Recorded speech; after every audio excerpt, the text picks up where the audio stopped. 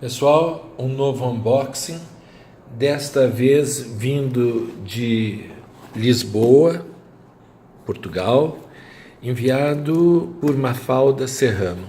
Mafalda Serrano é uma pessoa ligada à cultura portuguesa, ligada às artes plásticas, ligada à música, ligada à pintura e também é uma das fundadoras, né, dos clubes e escolas de tarô em Portugal. Ela fez um deck alguns anos atrás e eu queria conhecer esse deck e adquirir através do site dela. E chegou agora aqui e a gente vai ver juntos o trabalho da Mafalda. Eu estou vendo esse deck de tarô dela, chama-se A Luz da Deusa, Light of the Goddess. Mafalda Serrano vem com um livro bastante interessante, um manual, né? E que diz que é a arte da renascença no tarô, né? E temos aqui o quê? Uma errata do livro, provavelmente isso seja um bilhetinho dela para Alexandre, votos de luz, Mafalda, uma gentileza, um carinho dela, e o livro que é escrito em inglês, aonde ela fala sobre a estrutura do tarô, a história, né? E ela vai falar depois de todas as cartas. A justiça, tá? Deixa eu ver, pendurado. Vai falar sobre meditação no tarô, tá bom? Ótimo. E as cartas dos arcanos menores. É um livro simpático, com ideias para jogadas, né? Aqui para tiragens.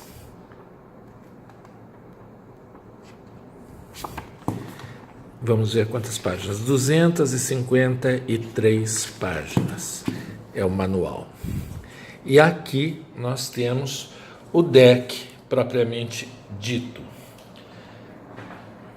Vem acondicionado nessa bolsinha aqui de organza.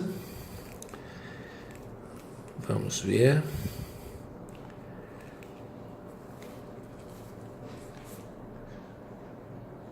Aqui, eu acho que está faltando um pouco de luz para a gente ver melhor. A caixinha e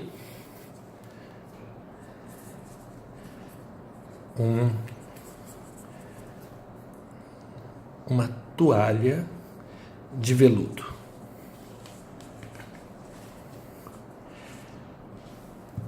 Sinceramente, é algo que há tempos eu não via acompanhando um deck de cartas, né? É uma gentileza grande dela. Daí nós temos a caixinha aqui, e como vocês podem ver, vai ser um deck que vai utilizar figuras de quadros renascentistas na ilustração dos arcanos, tanto maiores como menores.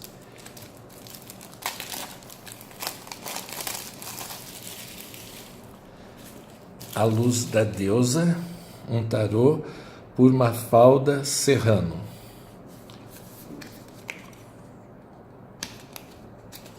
Caixa tipo envelope.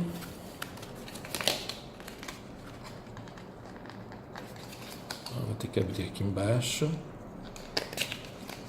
porque está super preso dentro da...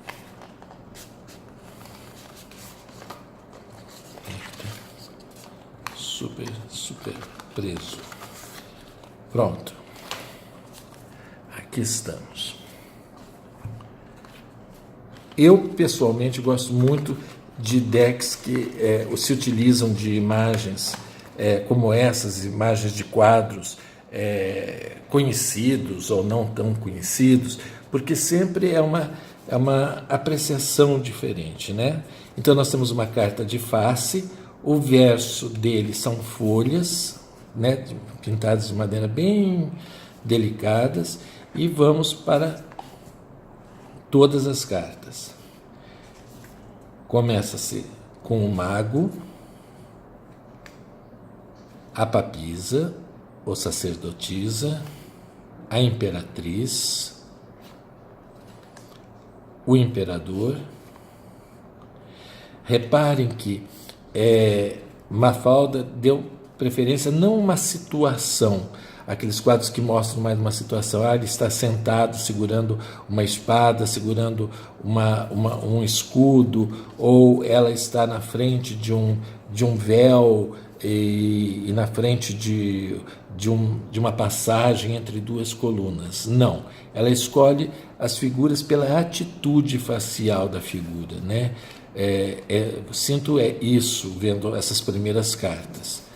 O Papa ou alto sacerdote ou hierofante. Daí nós temos aqui os amantes ou enamorados, o carro,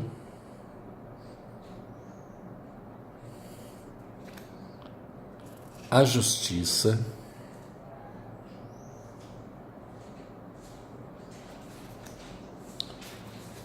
o eremita, a roda da fortuna, a força.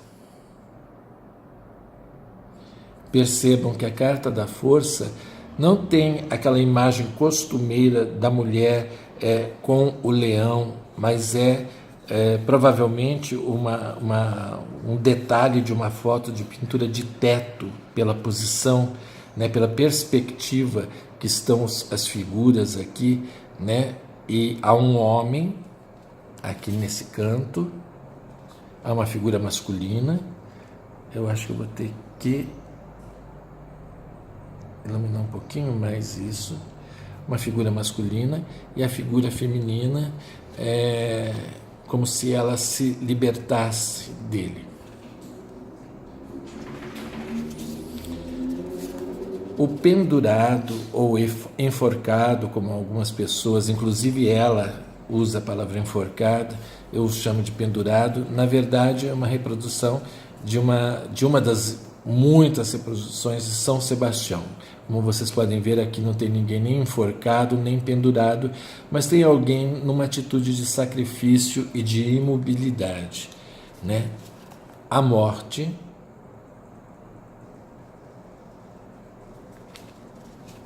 a temperança. Reparem, a temperança, São João Batista batizando Jesus no Jordão. O diabo,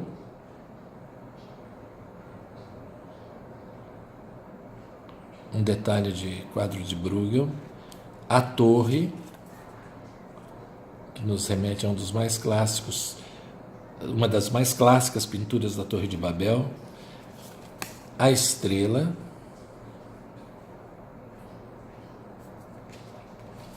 a lua,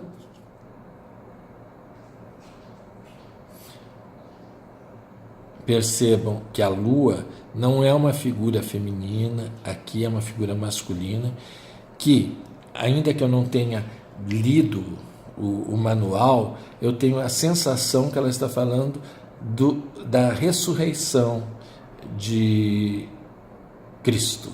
Me parece isso, essa imagem tem muito disso, apesar que eu não vejo os estigmas no corpo aqui, né? Mas é uma figura noturna, realmente, mais purificada pela luz da lua. O sol,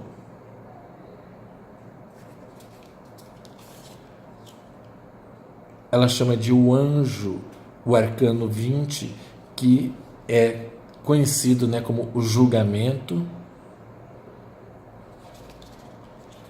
A carta do mundo. E daí, finalmente, o arcano 22, ou 0, que é o louco. Né? E é interessante porque é uma carta, é um dos quadros famosos de Adão e Eva, né? Sobre Adão e Eva, e daí nós vemos aqui que ela usa, poxa, o louco é uma figura única, mas ele coloca, na verdade são os dois, quer dizer, a loucura aqui está em comer o fruto proibido e perder o paraíso, né? É arriscar-se, né? A ideia do louco mesmo, né? Vou arriscar, vou ver no que vai dar. E daí começam os arcanos menores. Começa pelo Rei de Paus, Rainha de Paus. Vocês veem Jesus, Nossa Senhora com o menino Jesus, o Príncipe de Paus, que é um detalhe de um quadro do Leonardo da Vinci,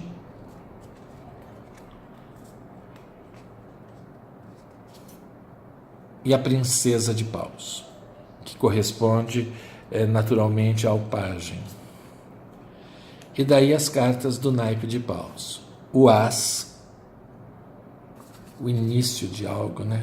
Molhando a caneta, a pena na tinta, o início de algo. O 2 de Paus. O 3.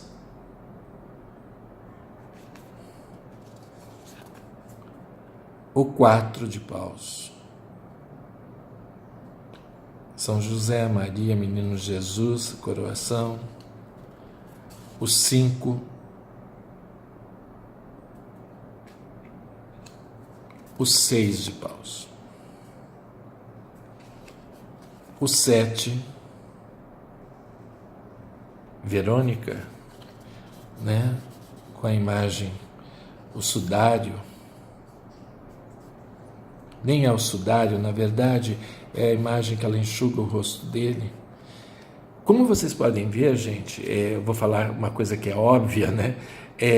Há uma conotação bastante forte de religiosidade na escolha, na seleção das imagens desse baralho, desse tarô, né? Bastante forte mesmo, de imagens cristãs, né? O 8 de Paus, o 9 de Paus e o 10 de Paus. E agora nós começamos com o naipe de espadas, com o Rei de Espadas.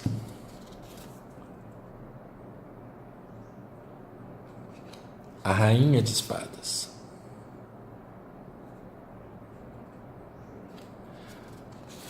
O Cavaleiro ou Príncipe de Espadas.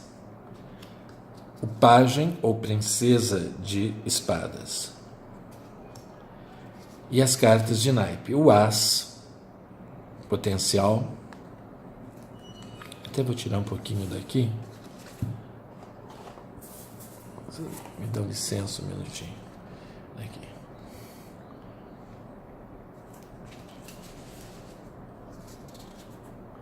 O 2 de espadas. O 3. O 4.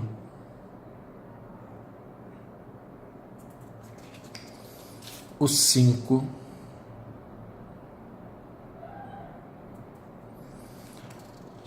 O 6,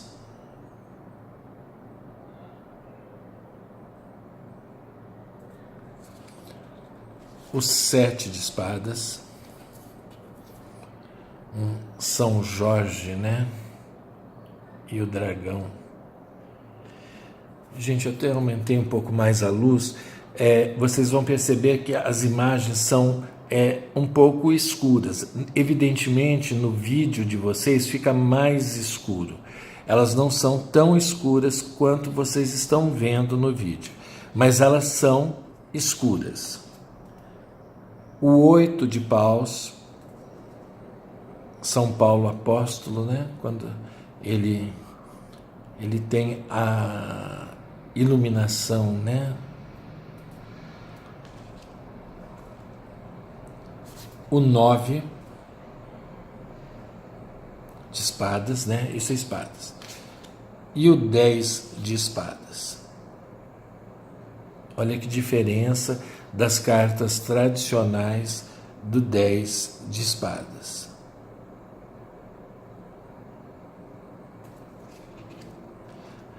Naipe de copas, estamos falando do cálice sagrado, né? Estamos falando do rei de copas, Jesus na Santa Ceia, a rainha de copas, o príncipe de copas ou cavaleiro, a princesa ou pajem de copas, o as de copas, o 2 de copas. Eu creio que esse quadro seja o encontro de Maria e sua prima Isabel, se não me engano. Aqui temos um Botticelli, Nascimento da Primavera, né? uma parte do quadro da Primavera, que é o 3 de copas, o 4,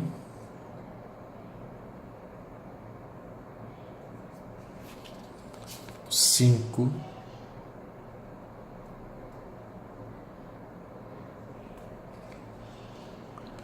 o 6, 7,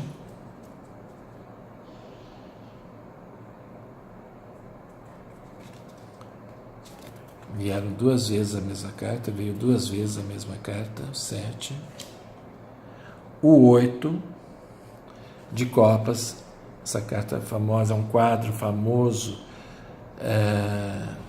representando Narciso, né? Narciso apaixonado pelo seu próprio reflexo.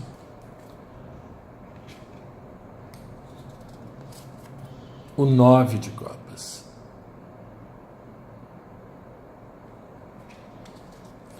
E o 10 de copas.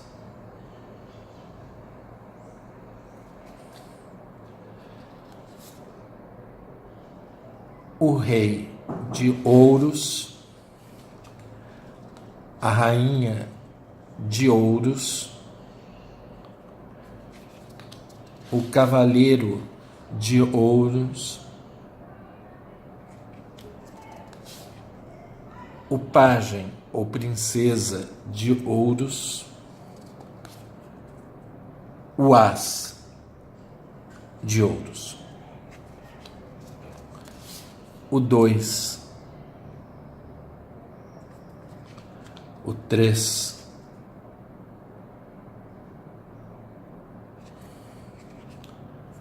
o 4 de ouros ou de pentáculos, o 5, o 6, o 7,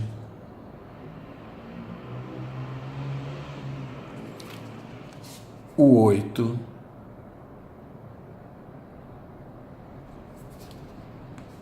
o 9 e o 10 de ouros ou de pentáculos. Uma carta também de encerramento do deck aqui. Bom, pessoal, eu vou deixar, evidentemente, como eu sempre faço nos unboxings, nos vídeos de unboxing como este, eu vou deixar no texto que acompanha aonde, como que eu adquiri, o site que eu adquiri esse deck de cartas, para alguém que possa se interessar. Eu acho que, como todo deck que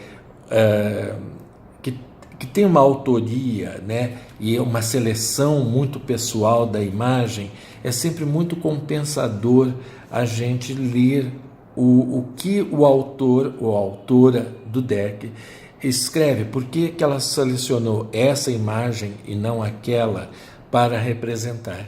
É sempre inspirador. Eu acho que no mínimo, essa leitura nos acrescenta em termos, no mínimo, de cultura, né? De cultura geral. A gente aprende um pouco o que faz um autor de deck selecionar determinadas imagens e não outras. A qualidade é ótima, muito boa. Quem assiste meus vídeos vê quando eu reclamo que o baralho, que a carta brilha muito. Eu não gosto de decks que tenham verniz brilhante neles. Infelizmente, muitos têm. Esse daqui não. Ele tem uma densidade de papel, uma gramatura ótima. Ele não é duro demais e também não é mole, daquele tipo que você vai embaralhar e ele se curva, né? As imagens eu gosto bastante, acho muito bonitas, acho a escolha muito interessante. É um deck para todo mundo? Não. Claro que para todo mundo pode ser, sem dúvida alguma. Mas, digamos, uma pessoa que está começando agora a estudar tarô, ela precisa de um deck que seja mais fácil leitura, né, das imagens, dos símbolos contidos nas imagens e nos próprios arquétipos, né? Ela precisa de um deck que seja menos autoral como esse, menos baseado em escolhas artísticas pessoais, né? E dentro de uma imagem que a pessoa consiga ver melhor o que as cartas, o que o arquétipo pode significar na sua melhor expressão, na sua totalidade, né? Esse é um deck que ele é para quem já conhece, digamos assim, no mínimo, né, as palavras-chave que definem as cartas. Acho que palavra-chave é uma expressão muito... ela restringe muito o que um baralho de tarô é. Mas claro que todo mundo que está começando a estudar, ele usa essas palavras como um caminho para ele poder, com o tempo, com segurança, ir desenvolvendo o dele, né? A sua própria maneira de ver, né? É mais difícil a gente entender, quando a gente está começando o tarô, o arquétipo da temperança, né, nesse batismo. Depois que a gente entende aquele arquétipo, né, que está no Rider-Waite, ou mesmo no Thoth, né, no deck do Crowley, né, a gente daí consegue ver aqui nessa imagem, que não foi criada para ser uma imagem de tarô, né, e sim foi aproveitada pelo tarólogo para ilustrar a carta de tarô. A gente consegue entender o que é essa temperança, essa união do terreno com o divino, né, essa água que lava e se mistura, né, com todo o simbolismo do cristianismo e do ato do batismo cristão, ou seja, da conversão a Deus, né? Então eu acho que é um deck mais voltado para quem já tem outros decks, quem já estuda há bastante tempo, mas é muito interessante. O colecionador vai gostar demais desse deck, né? As pessoas que colecionam vão achar muito bonito. Ele realmente tem uma personalidade muito grande, e a Mafalda Serrano está de parabéns na maneira que ela introduz isso, e eu acho que vale a pena conhecer. Para vocês, muito obrigado por mais uma vez estarem me acompanhando nesse unboxing.